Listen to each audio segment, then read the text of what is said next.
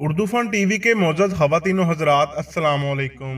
दोस्तों, उम्मत पर नबी करीम सल्लल्लाहु अलैहि वसल्लम के हकूक में से एक अहम हक नबी करीम सल्लल्लाहु अलैहि वसल्लम की ज़ाते पाक से बेपनाह मोहब्बत है।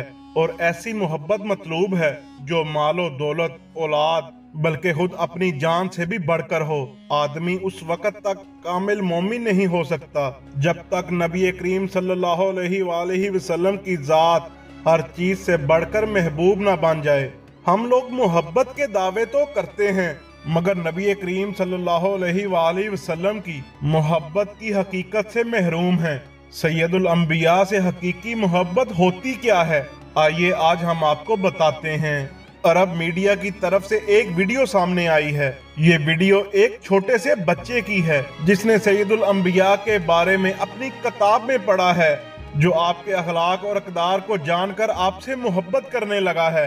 ये छोटा सा बच्चा किताब में वाकयात पढ़कर आप सल्लल्लाहु अलैहि वसल्लम से इस कदर मोहब्बत में मुब्तला हो गया है कि हर वक्त आपसे मिलने के लिए सोचता रहता है।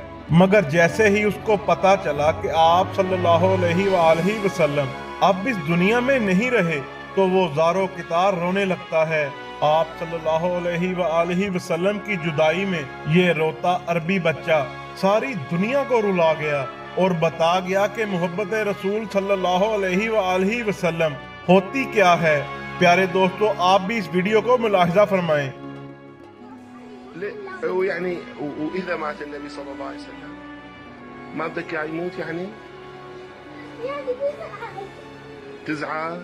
وين قرأت القصة انه هو توفى النبي صلى الله عليه وسلم؟ بالقصة. طيب صلي على رسول الله صلى الله عليه وسلم، صلي قل له يا سيدي يا رسول الله، اذا بتحب النبي صلى الله عليه وسلم ان شاء الله الله بيحشرك معه يوم القيامة। प्यारे दोस्तों, इस वीडियो के मतलब आपकी क्या राय है हमें कमेंट्स में जरूर बताइएगा।